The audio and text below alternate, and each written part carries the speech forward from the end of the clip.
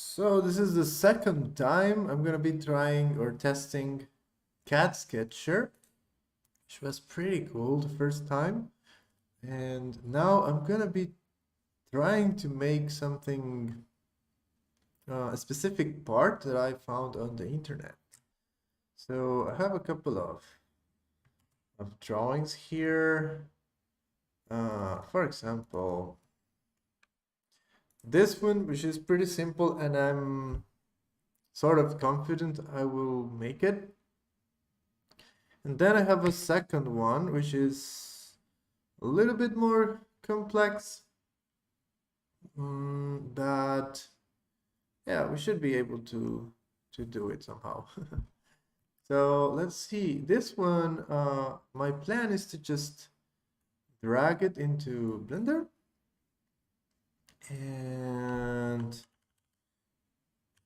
by doing so, it is imported as an empty with the type of display as image, which is exactly what I want. So yeah, that's it. So let's open up the CAD Sketcher and add a sketch, and we will be selecting the floor plane, which is the X and Y plane. And now we should be inside the sketch. So I think we can start with an arc. So the arc starts like this, right? And now by pressing escape, we are back to the select and move tool. And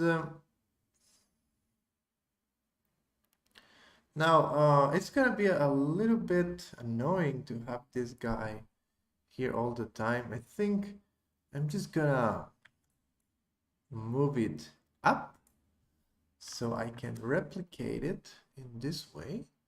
And I'm gonna offset it so that the center point is right in the center of the x-axis. This way I can do this. So I didn't, in the first video, I didn't find any way to constrain this point to another point other than the distance constraint. I wish I knew how to do this. But yeah, no.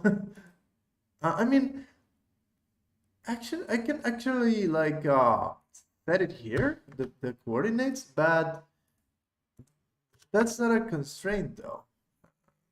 I still have all the degrees of freedom. So if I move it,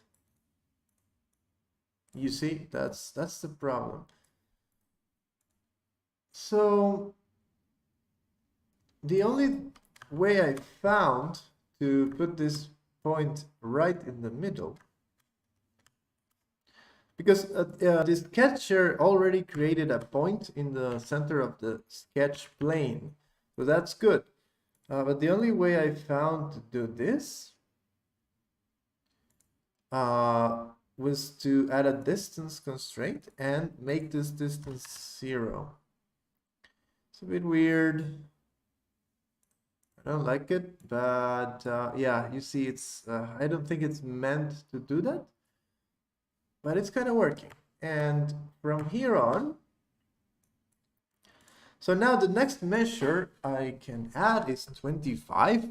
Now this is in millimeters. I'm actually not sure.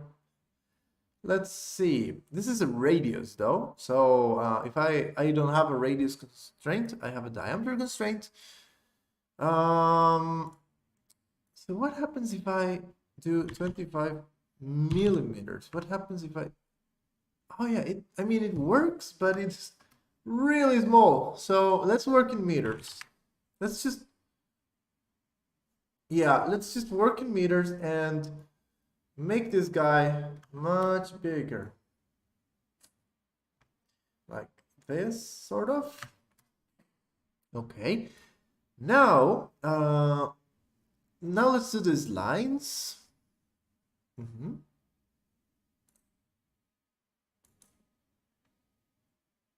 So if I sort of draw the second point of the line in um, in a horizontal way, you can see how a horizontal constraint is going to be added automatically. Or if I draw the line in a vertical way, close enough to a vertical, then a vertical constraint is automatically added. That's pretty cool.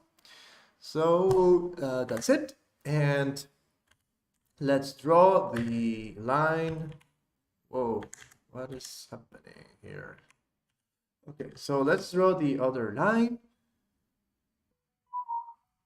That should start here and end somewhere over here. And there is a cool constraint that is equal, and I know how to use it now.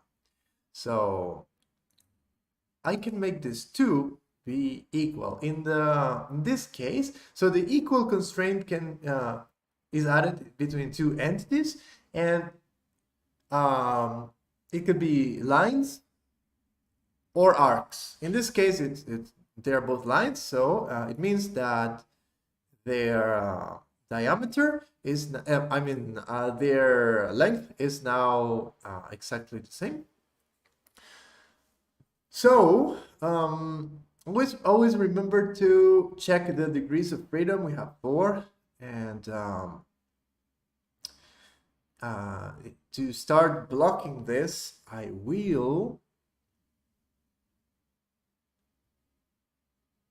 think I will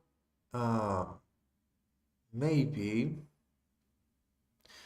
try a tangent constraint between the arc and this line. Yes, this is super good.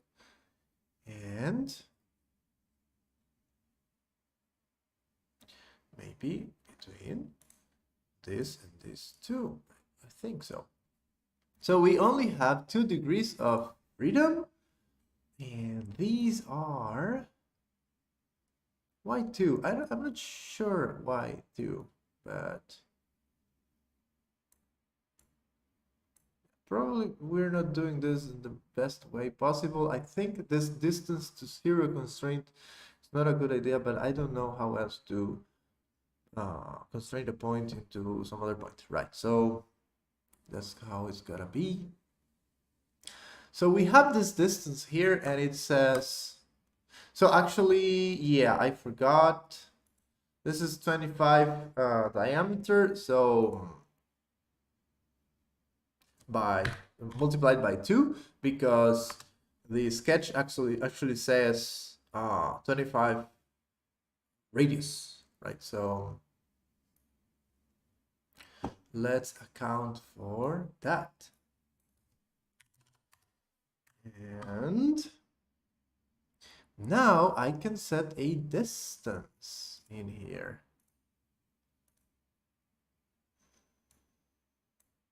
Oh no, this isn't working. Distance. Why? Why are you not? Where are you though? I mean, it is working, but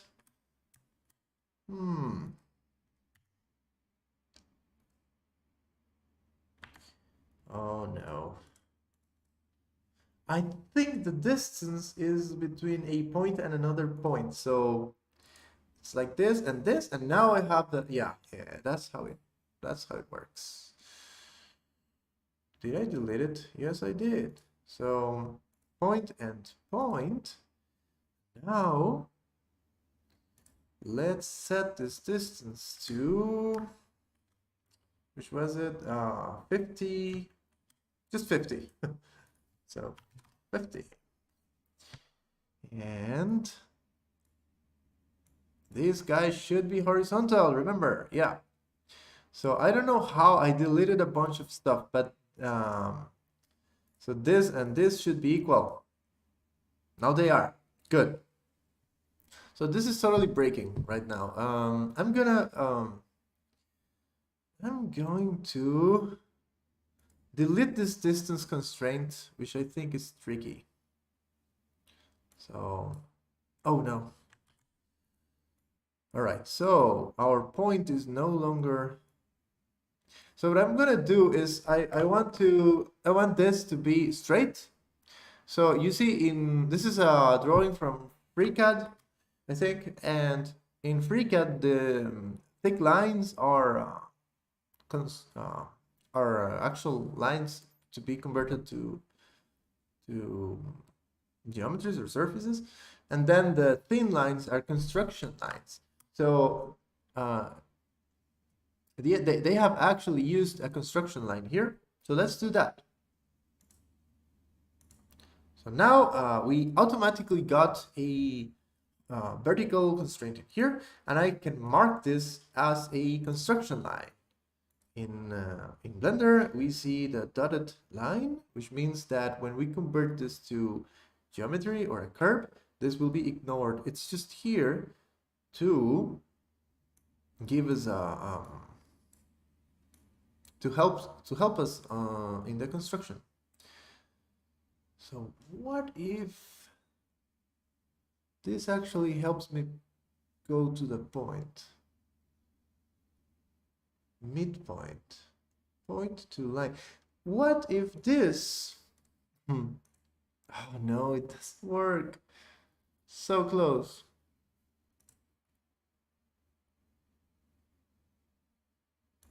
It is so annoying that I cannot put this point in here.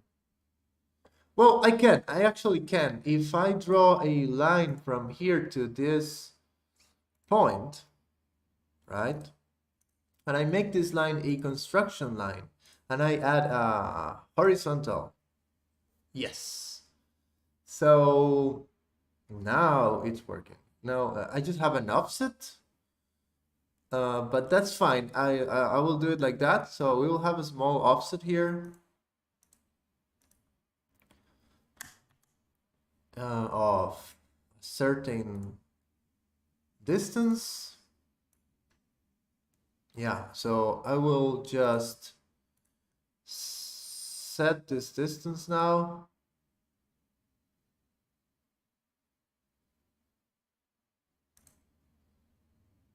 Oh no, this is hard. So there's another tricky thing that I've noted, and is that some measurements overlap, so it's impossible to select them, which is seriously annoying.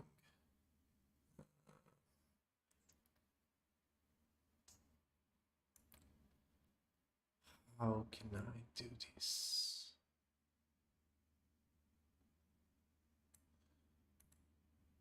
I think I have to delete the constraints and then add them by order.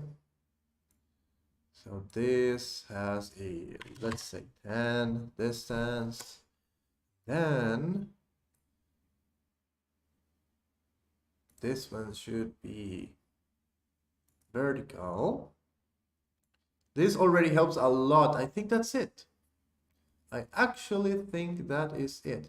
So now if I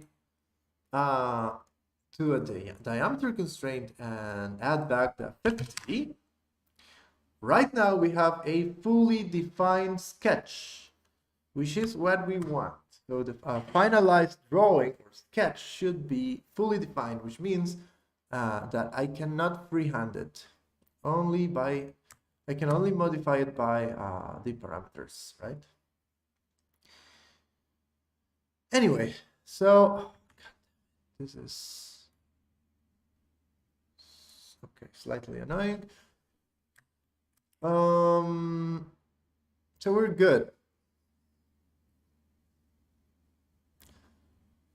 So this is 50, this is 25 radius or 50 diameter, that's good.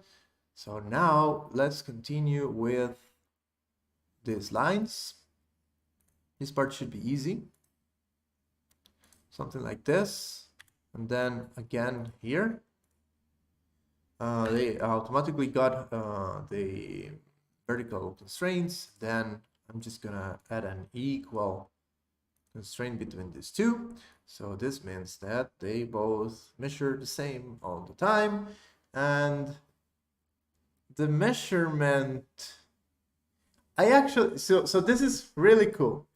The drawing is not telling me the actual measurement of these segments, but we don't need it. Because we have the measurement between this point and this point. So everything else should match, right? So let's make this arc that is missing here like this. And let's draw a couple of missing lines. And this guy should be horizontal. I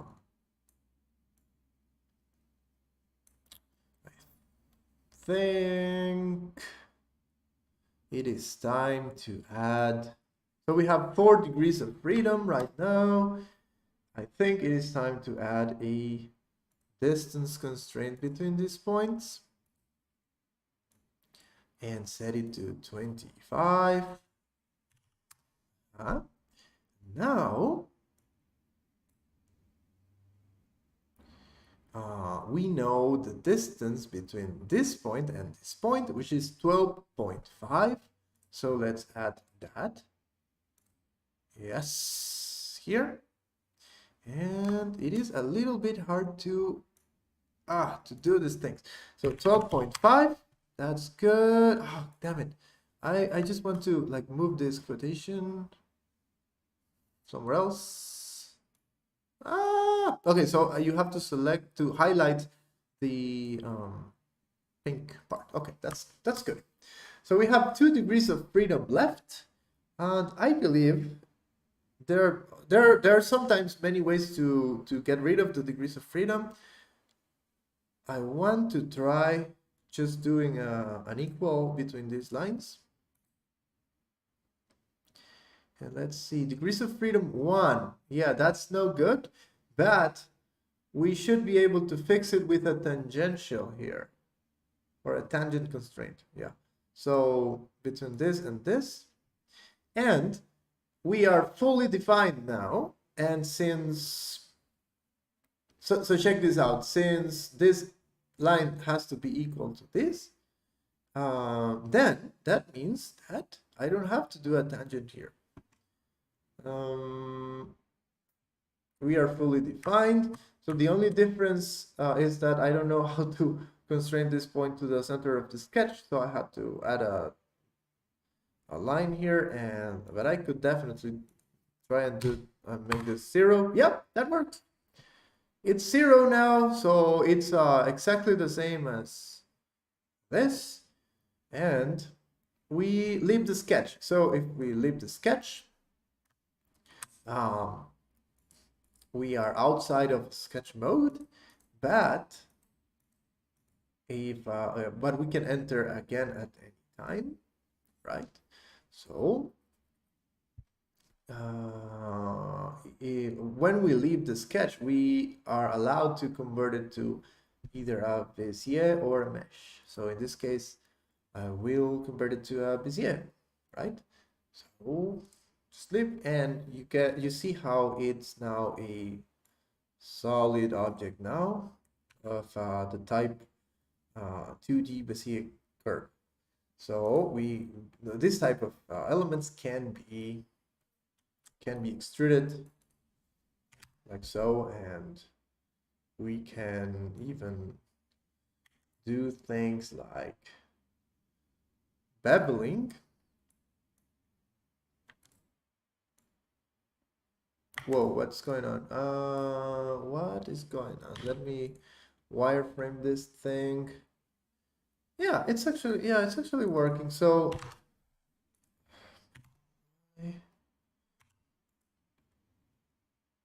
it looks ugly because of smoothing issues, I guess.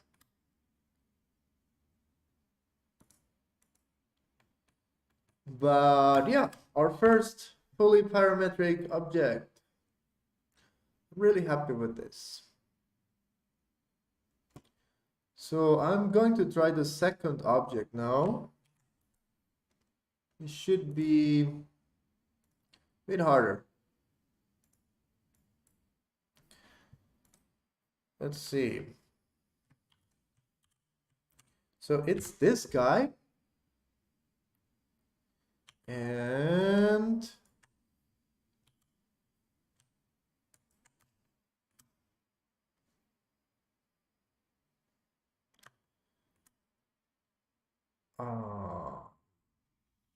let's start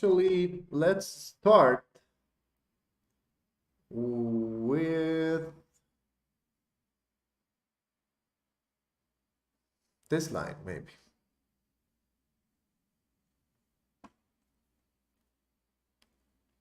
Now, you know what? Let's leave this for a third stream. So goodbye.